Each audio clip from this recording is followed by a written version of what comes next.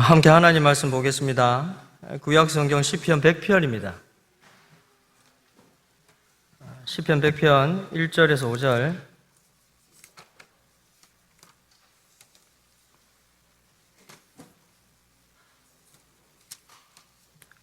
제가 가진 성경으로 875페이지 이 시편 100편 1절에서 5절 함께 한 목소리로 이렇게 함께 봉독을 하겠습니다. 온 땅이여 여호와께 즐거운 찬송을 부를지어다. 기쁨으로 여호와를 섬기며 노래하면서 그의 앞에 나아갈지어다. 여호와가 우리 하나님이신 줄 너희는 알지어다. 그는 우리를 지으시니요 우리는 그의 것이니 그의 백성이요 그의 기르시는 양이로다. 감사함으로 그의 문에 들어가며 찬송함으로 그의 궁정에 들어가서 그에게 감사하며 그의 이름을 송축할지어다. 여호와는 선하시니 그의 인자하심이 영원하고 그의 성실하심이 대대에 이르리로다. 아멘. 설교로 처음 만나는 시간이니까 아마 이제 성도님들 대부분이 또 이 목사는 어떻게 설교를 할까 궁금증을 가지고 또 앉아 계실 것 같은데 그런 궁금증도 감사하지만 우리가 함께 하나님의 말씀 앞에 집중하는 시간이 되었으면 좋겠습니다. 아멘. 예배의 모든 순서가 중요하지만 굳이 그 가운데에서 하나를 꼽자면 하나님의 말씀이 선포되는 설교라고 할 수 있습니다. 그만큼 예배의 자리에서 설교가 차지하는 비중이 크다는 의미로 이해를 할 수가 있을 텐데, 그런데 아시는 것처럼 이제 오늘 이제 그 예배 이후에 특별한 순서가 준비가 되어 있지 않습니까? 그런 이유로 이제 목사님께서 제가 우리 교회에 처음 부임한 처음 설교지만 조금은 짧게 주시면 좋겠다 이렇게 말씀을 해주셨습니다. 그런데 목사님께서 그 말씀을 하시면서 연신 저에게 상황이 이렇게 되어서 미안합니다, 죄송합니다 이렇게 말씀을 하시는데 제가 그 말씀을 들으면서 감동이 되는 거죠.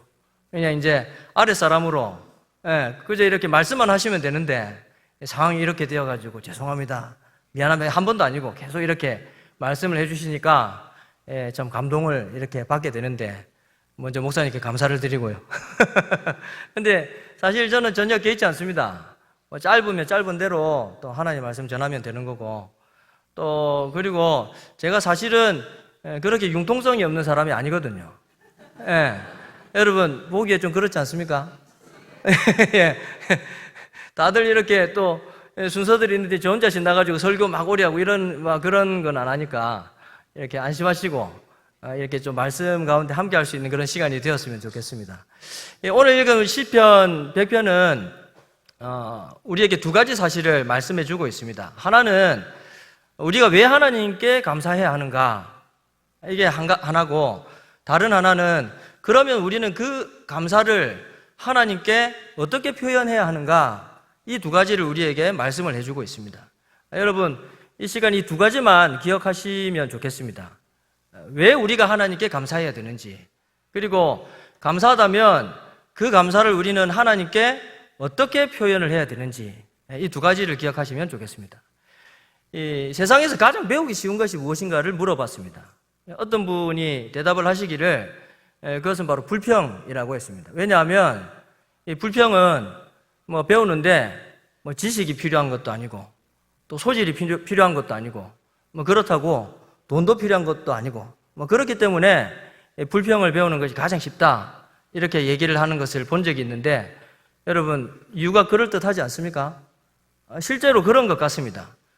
아무 생각 없이 있는 그대로 그죠? 불평을 하고자 한다면 할 수가 있는 것 같습니다.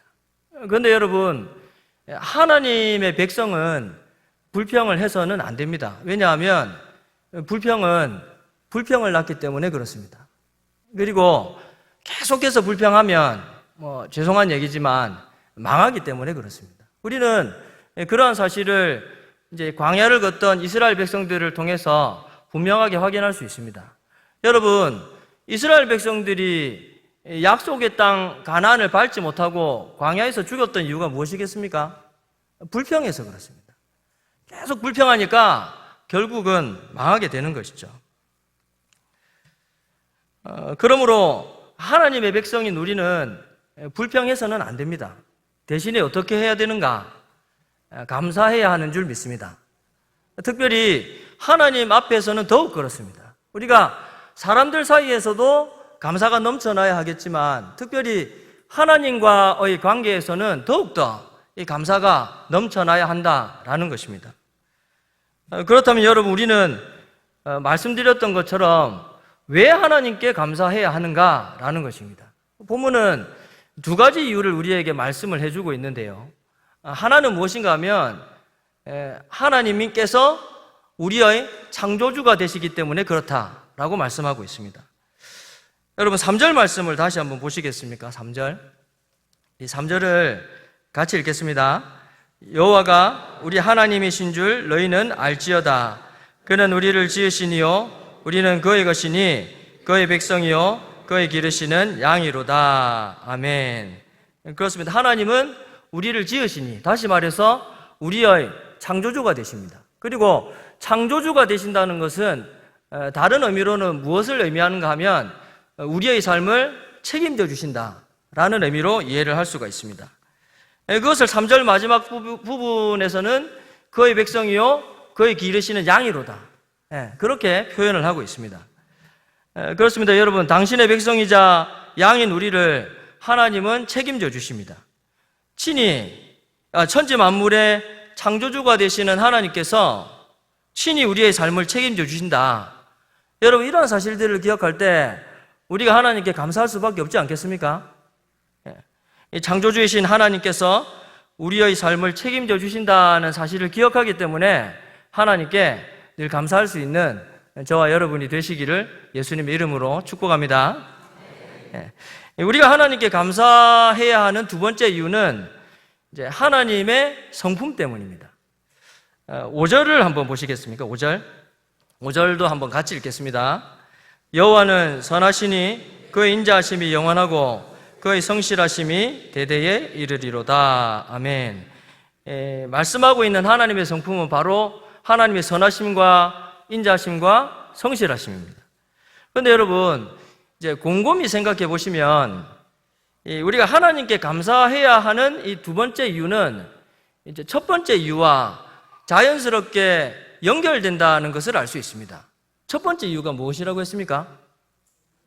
창조주가 되시는 하나님께서 우리의 삶을 책임져 주신다라는 것인데, 이 첫 번째 이유가 이 두 번째 이유인 하나님의 성품과 어떻게 자연스럽게 연결되느냐라는 것이죠. 그것은 하나님께서 우리의 삶을 책임져 주시는 모습이 하나님의 성품에 그대로 드러난다는 것입니다. 쉽게 말해가지고 하나님은 당신의 선하심과 인자하심과 성실하심으로 우리의 삶을 책임져 주신다라는 것이죠. 사랑하는 성도 여러분, 우리의 삶을 책임져 주시는데 그냥 책임져 주시는 것이 아니라 하나님 당신의 선하심과 인자하심과 성실하심으로 책임져 주신다라는 것입니다.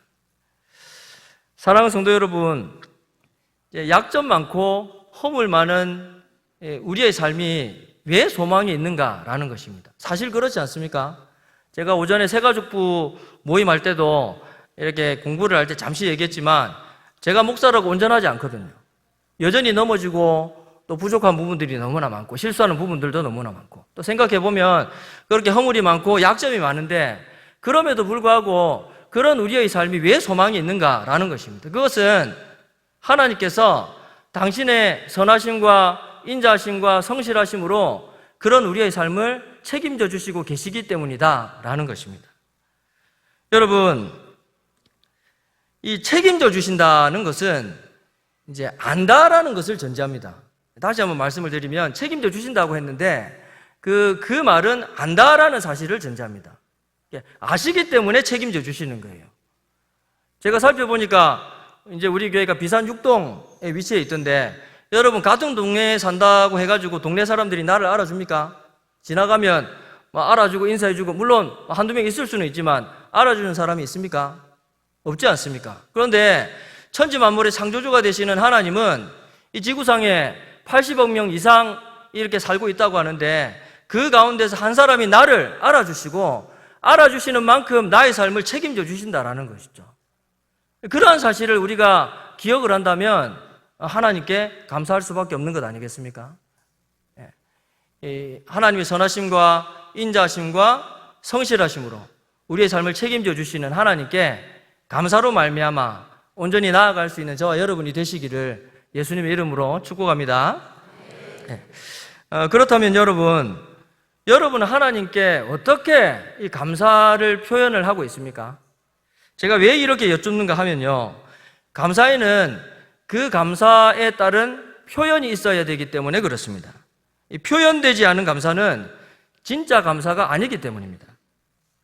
이제 제 고등학교 한해 선배, 저는 이제 마산에서 이제 고등학교를 나왔는데 고등학교 한해 선배였던 그 형님이 대학도 한해 선배로, 대학원도 한해 선배로, 이제 대학원 졸업하고 이제 지금 목회를 하고 계신데, 이제 그 형님이 젊으셨을 때 이제 여자친구하고 교제를 했는데 몇 년 동안 교제를 했는가 하면 7년 동안 교제를 했습니다. 길게 한 것 아닙니까? 그죠? 7년 동안. 7년 동안 교제를 했으니까 그 여자분하고 결혼을 했을 것 같은데 결혼은 다른 여자하고 했습니다. 다른 여자하고 했는데 왜 그랬는가를 얘기를 하시는데, 형님이 교제를 하시는데 그 여자분이 이제 여자친구죠. 이제 교제를 하는데 너무 이제 자기는 너무 귀하다고 생각을 하니까, 소중하다고 생각을 하니까 이제 스킨십을 하는 게 그 여자에게 이렇게 신뢰가 되는 걸로 생각을 한 거예요. 그 형님은, 딴에는. 그런데 이제 그 여자분은 어떻게 생각을 했는가 하면 이 사람이 나를 별로 좋아하지 않는가 보다, 이렇게 생각을 하고 있었더니, 그러니까 결국은 7년 사귀었는데 헤어지더라는 겁니다. 그렇습니다, 여러분. 사랑이 표현되어야 사랑인 것처럼 감사도 표현되어야 그것이 진짜 감사인 줄 믿습니다. 그렇다면 여러분은 어떻게 여러분의 그 감사를 하나님께 표현을 하고 있습니까? 오늘 시편은 우리가 하나님께 감사를 어떻게 표현해야 하는지를 매우 직접적으로 가르쳐 주고 있습니다. 이것은 바로 찬양함으로 하나님께 감사를 표현하라, 이렇게 말씀하고 있습니다. 4절 말씀을 한번 보시겠습니까? 4절.